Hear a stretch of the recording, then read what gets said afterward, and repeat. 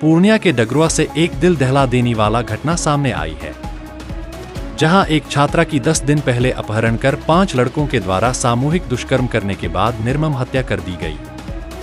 इतना ही नहीं, शव पहचान में न आए इसके लिए उन्होंने शव पर एसिड डालकर सबूत को मिटाना चाहा। वहीं 10 दिन बाद शव मिलने से ग्रामीण आक्रोशित हो गए, जिसके बाद उग्र ग्रामीणों ने डगरुआ किशनगंज NH 31 को जाम किया।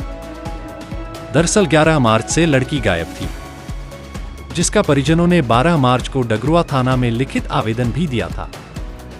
हालांकि परिजनों ने डगरुआ थाना पुलिस पर कई गंभीर आरोप भी लगाए हैं। परिजनों ने इस घटना में मुख्य आरोपी सचिन साह को बनाया। वहीं परिजनों और पुलिस की दबिश के बाद आरोपी सचिन साह ने अपना जुर्म कबूल किया। आरोपी ने बताया कि उसने अन्य दोस्ती के साथ नमस्कार ढाबा डगरुआ में सामूहिक दुष्कर्म किया और हत्या कर शव को बोरी में भरकर फेंक दिया। जिसके बाद पुलिस उक्त स्थान पर गई तो मकई खेत में युवती का सड़ा गला शव बोरे से बरामद किया गया। वही घटना के बाद इलाके में ग्रामीण उग्र हैं, तो वही मृतिका के परिजनों में चीख पुकार मचा है। मृतिका के परिजनों ने सभी हत्यारे के लिए फांसी की सजा की मांग की है। वही समाजसेवी मोहम्मद मनोवर हुसैन और स्थानीय विधायक सरवर आलम ने बताया कि काफी निंदनीय घटना है। मैं जिला प्रशासन से मांग करता हूं कि पीड़ित परिवार को हर संभव मदद की जाए और सभी आरोपियों को कड़ी से कड़ी सजा दी जाए। समूचे घटनाक्रम को लेकर पूर्णिया पुलिस अधीक्षक स्वीटी सहरावत ने बताया कि 12 मार्च को परिजनों की ओर से डगरुआ थाना में आवेदन दिया गया था। तकनीकी अनुसंधान में सचिन साह को गिरफ्तार कर पूछताछ की गई। उसने बताया कि आरोपी अपने दोस्तों के साथ लड़की को मेला घुमाने ले गया, जिसके बाद डगरुआ के नमस्ते ढाबा में उसने गलत किया और उनके दोस्तों ने भी सामूहिक दुष्कर्म किया, जिसका लड़की ने विरोध किया तो सभी ने मिलकर उसकी हत्या कर दी। फिलहाल पुलिस शव को अपने कब्जे में लेकर पोस्टमार्टम के लिए पूर्णिया GMCH भेजा है। वहीं मुख्य आरोपी सचिन शाह से पूछताछ की जा रही है। साथ ही उनके अन्य दोस्तों की गिरफ्तारी के लिए भी पुलिस छापेमारी कर रही है। घटना घटी है हमारे खुशी कुमारी जो बहन है, 18 लगभग में जो है सचिन शाह का स्कूल के बगल में उसका एक होटल था, वहीं से लड़की का तो हम लोग परिजनों को उतना जानकारी नहीं था, तो उसका होटल जाना आना हुआ। उनके सहेलियों से, उसी की सहेली से पता चला कि ये लड़का से बातचीत करता है फ़ोन पर, और उसी के दरमियान पूछताछ में हम लोगों को पहले तो 12 तारीख तक हम लोगों को कोई जानकारी नहीं थी।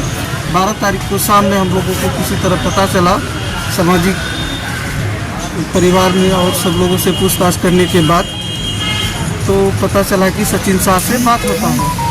जब हम लोग सचिन शाह का दुकान डगरवा बेरिया चौक पे पहुँचे तो उनसे पूछने पर पता चला कि हम 3-4 महीना पहले बात करते थे और अभी हम बात नहीं करते, नंबर ब्लॉक करके ब्लैक लिस्ट में डाल के हटा दिए, मेरे पास लड़की का नंबर नहीं है। लेकिन फिर वही कहता है, वही सचिन शाह कहता है कि सचिन तत्मा के पास बातचीत होता है, उसके पास नंबर है, हम उसको बुला देते हैं, आप उससे बात कर लीजिए। उसके दुकान पर उसको बुलाया गया और उससे पूछताछ में और उसका मोबाइल में हम लोगों के साक्ष्य मिला। सचिन तत्मा का मोबाइल में उस लड़की का नंबर था, व्हाट्सएप चैटिंग वगैरह सब मिला। कुछ साक्ष्य मिला, कुछ साक्ष्य नहीं मिला, लेकिन बहुत सारा जो है कि बातचीत करने का जो सिलसिला था वो करने वास्ते निपटे जा चुका था। और ये सारा चीज़ हम लोग जो है कि थाना अध्यक्ष को हमने दिया कि ये लड़की का नंबर है, ये इसी से बातचीत करता है। तो इसमें से उन दोनों आरोपी ने ये कहा कि हम अब इन लोगों से अभी हमारा कोई संपर्क नहीं है, अगर हम लड़की को लेके भागते तो हम भी भागते ना, हम यहाँ क्यों रहते, हम लोग भी इस उधेड़बुन में रहे कि भाई आखिर भागा तो भागा कौन। हम लोग को ये समझ में नहीं आ रहा था कि आखिर लड़की कौन ले गया। लेकिन बाद में धीरे धीरे पुलिस अनुसंधान में और सामाजिक पूछताछ में पता चलने के क्रम में ये भी पता चला कि लड़का जो है मुख्य आरोपी सचिन शाह ही है, और इसका खुद सचिन शाह भी इस चीज़ को बयां किए हैं और थाना प्रभारी को भी स्पष्ट पता चल चुका है। और लेट लतीफ़ी के कारण हम लोगों ने प्रोटेस्ट किया, उसके बाद हम लोग थाना प्रभारी उसके परिवार के ऊपर दबाव बनाए। दबाव बनाने के बाद जो है तब सचिन को किसी तरह उसको अरेस्ट किए हैं। अरेस्ट करने के बाद पूछताछ में वो बताए हैं कि हमने लड़की को NH 31 के बगल में नजारा पेट्रोल पंप के बगल में जो नमस्कार होटल है वहाँ पर हमने 3-4-5 आदमी से मिल करके सामूहिक दुष्कर्म करने के बाद जो है हमने उसको मार करके मक्के का खेत में बोरी में भर के फेंक दिया है। और इस तरफ में हम लोग समय समय पर एसिड डालते रहे ताकि उसमें जो है उसका दुर्गंध दूर तक ना फैले। इस तरह से उन लोगों ने इस घटना को अंजाम दिया और अभी एक आरोपी सचिन साहब पकड़ाया है और वो सारा जुर्म कबूल कर रहा है, बाकी आरोपी फरार है। हम यहाँ के प्रशासन से गुजारिश करते हैं कि किसी भी तरह से हो हमें न्याय चाहिए। हम अंतिम क्षण तक ये कहें कि ऐसे दरिंदे आरोपी को फांसी की सजा होनी चाहिए। खतरा गांव का रामपुर पंचायत का वार्ड नंबर 4 का ये घटना है। और बॉडी को जैसे हम लोगों ने भी जाके देखा, सुना कि उसमें एसिड डाल करके काफ़ी बुरी तरह से डिकम्पोज किया गया है और बड़ा बेदर्दी से बेरहमी कहा जाए और हमारे इलाके के लिए तो बड़ा शर्मनाक हादसा भी इसको कहा जाए। इलाका को जो है सर्वसार कर रहा है। इसमें प्रशासनिक विभाग को थोड़ा चुस्ती दिखाना चाहिए था 12 तारीख से। उन लोगों की देख रेख में था तो छानबीन थोड़ा होना चाहिए था। बड़ा अफसोसनाक है, दर्दनाक है और आगे क्या कह सकते हैं उसकी जांच होने दीजिए, आगे कार्रवाई होगी और इंसाफ जरूर मिलेगा। मोहम्मद मनोवर हुसैन, सामाजिक। सबसे पहले तो इस घटना का निंदा करते हैं। बहुत घृणित घटना है ये, बहुत दुखदायी घटना है। एक कम उम्र की बच्ची के साथ रेप और मर्डर का घटना सामने आया है।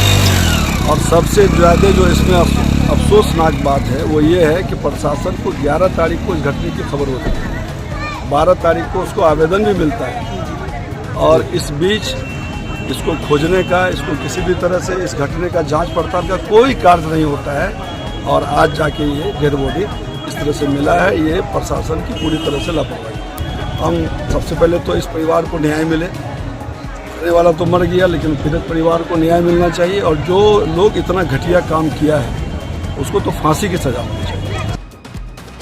दिनांक 12 मार्च को सुखदेव चौधरी जो डगरुआ थाना के रहने वाले हैं उनके द्वारा थाना पर आवेदन समर्पित किया गया कि 11 मार्च की रात्रि लगभग 11 बजे से उनकी पुत्री जो लगभग 18 साल की हैं वो लापता हैं। इनके द्वारा अज्ञात व्यक्तियों पर अपहरण की आशंका जताते हुए कांड दर्ज करवाया गया, जिसमें तकनीकी अनुसंधान करते हुए एक अभियुक्त सचिन को हिरासत में लिया गया, जिससे पूछताछ के क्रम में सामने आया कि ये लगभग 3-4 महीने से अपहृता से बातचीत करते थे, फ़ोन पर लगातार ये संपर्क में थे और 11 मार्च की रात्रि को ये लोग मेला देखने जाने वाले थे, जिसमें अपहृता जो पकड़ाए हुए अभियुक्त थे सचिन और उनके अलावा उनके 3 दोस्त और थे।